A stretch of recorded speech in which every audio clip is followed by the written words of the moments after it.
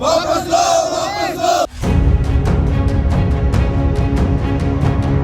केंद्र सरकार के जिस हिट एंड रन को लेकर लाए गए नए कानून का विरोध हो रहा है, उस कानून के तहत अगर कोई ट्रक या डंपर चालक किसी को टक्कर मारकर भागता है तो उसको 10 साल की सजा और जुर्माना भरना होगा।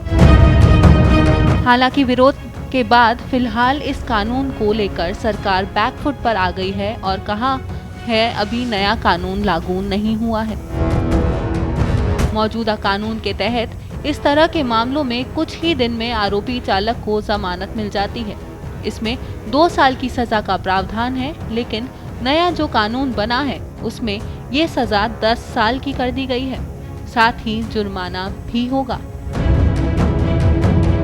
इधर कानून के विरोध में बड़े वाहनों के चालक पूरे देश में हड़ताल कर रहे थे, जिसकी वजह से कई शहरों में रोजमर्रा की चीजों की कमी हो गई।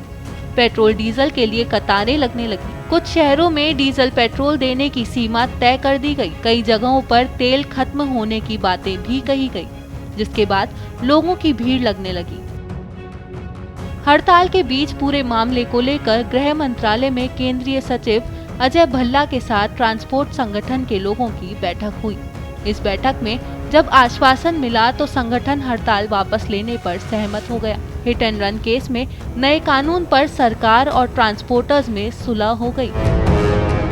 सरकार और all India motor transport Congress के प्रतिनिधियों की बातचीत के बाद हड़ताल वापस लिए जाने का फैसला हुआ। इसके बाद ट्रांसपोर्ट संगठन ने कहा कि ट्रक ड्राइवर हड़ताल वापस लें और काम पर लौट आएं। सरकार की ओर से संगठन को आश्वासन दिया गया है कि फिलहाल कानून लागू नहीं होगा और जब भी इसे लागू किया जाएगा इसको लेकर संगठन के साथ चर्चा की जाएगी। सरकारी आंकड़ों के मुताबिक हर साल 50,000 लोगों की सड़क पर हिट एंड रन के मामलों में मौत हो जाती है। नए कानून में यदि किसी की गाड़ी से सड़क पर कोई टकरा जाता है और ड्राइवर पीड़ित की मदद करने की बजाय उसे मरता छोड़ गाड़ी लेकर या खुद भाग निकला तो उसे 10 साल की सजा होगी और जुर्माना देना होगा। वहीं पीड़ित को अस्पताल पहुंचाने या पुलिस प्रशासन को सूचना देने वाले को राहत दी जाएगी। अब तक आईपीसी में ऐसा कोई प्रावधान नहीं था। नए कानून के अनुसार यदि गाड़ी से टकराने वाला व्यक्ति गलत तरीके से वाहन के सामने आता है या फिर अवैध रूप से सड़क को पार करता है तो फिर ऐसे मामलों में ड्राइवर को राहत मिलेगी। ऐसे केस में अधिकतम 5 साल की सजा और जुर्माने का ही प्रावधान होगा।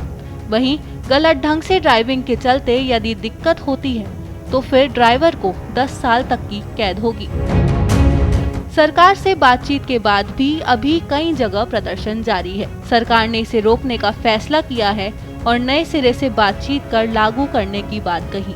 इन सब के बीच प्रदर्शन करने वाले लोगों का कहना है अगर इनमें बदलाव नहीं होता तो फिर प्रदर्शन करेंगे।